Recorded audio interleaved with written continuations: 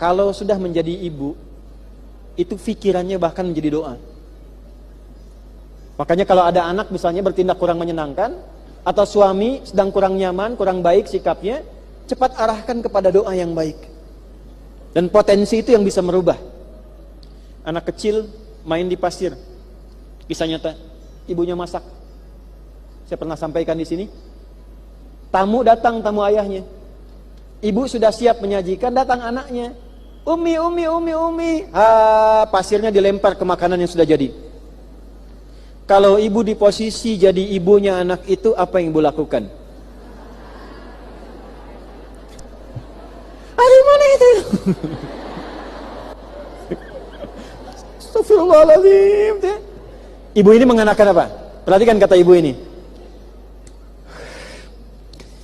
Idhab ilal haram takunu imaman fi.